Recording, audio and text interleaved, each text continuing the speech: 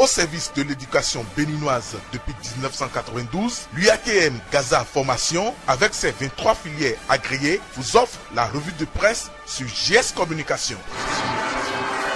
Mesdames, Messieurs, bonjour et bienvenue à la une des journaux.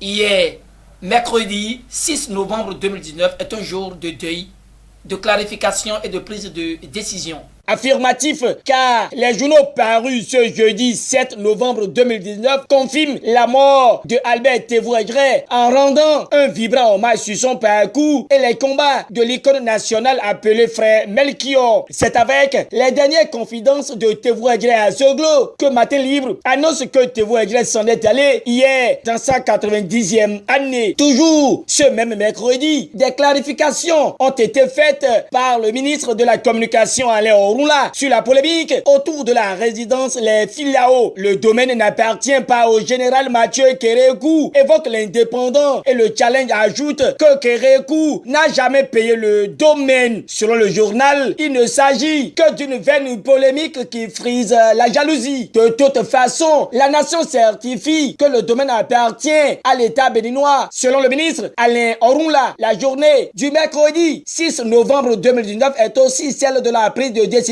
parce qu'elle a vu, selon le Béninois libéré, la décision DCC 19-504 rendue par la Cour constitutionnelle qui validait les 45 articles objets de la révision de la loi fondamentale du 11 décembre 1990. Oui, la Cour ouvre la voie à la promulgation, renchérit le matinal après l'Assemblée nationale. Les 7 sages de la Cour constitutionnelle sanctifient le document et plus rien n'empêchera sa promulgation par le chef de l'État, conclut la boussole. Point média sur la même actualité n'y voit aucune surprise et clame plutôt que Joseph Djogbenou entérine la modification controversée de la Constitution. À en croire le canard, quand dans un pays, l'exécutif, le législatif et le judiciaire se concentrent entre les mains d'un groupuscule, les aspirations les plus légitimes du peuple souverain peinent à obtenir un écho favorable. Thèse rapidement rejetée par la Nouvelle Gazette qui rapporte, d'après les propos de Olusegun Agenda, directeur départemental en charge du tourisme, de la culture, des arts et des sports sur Radio Lema, que la Constitution révisée permettra à notre pays de faire face aux défis du développement. Mieux, les bénéficiaires de la loi d'amnistie seront bientôt libres. Un regard nouveau sur la une de Matin Libre et le quotidien nous apprend que MTN, au sujet de la célébration des plus de 2000 millions d'utilisateurs de Momo, offre des kits scolaires aux albinos. D'une assistance à une autre, et Matin Libre nous apprend que Zonta Club Cotonou Amazon donne le sourire aux femmes indigentes avec une aide financière et don de vêtements au CHU Mel. Si la Nouvelle Gazette lui révèle qu'un conseil des ministres hier, 13 nominations sont actées dans 4 différents ministères, Matin Libre voit que le défaut d'assurance de véhicules en circulation devient l'exception de la règle. Ne marchant pas ces mots, Matin Libre est allé au Conseil national des chargeurs du Bénin et dévoile que Kany Bruno sort par la petite porte. Le quotidien termine pour le compte de ce jeudi 7 novembre 2019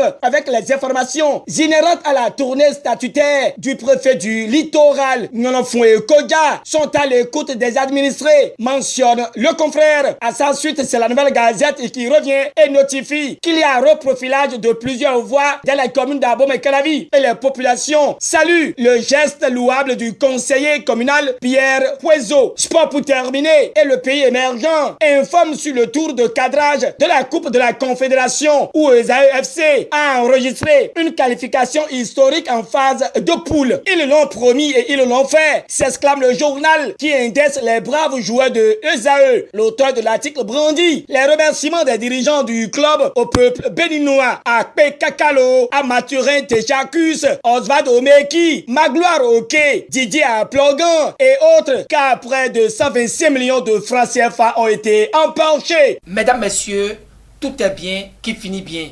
GS Communication et son équipe vous remercient de votre fidélité à nos rendez-vous quotidiens et hebdomadaires. Au revoir et à très bientôt.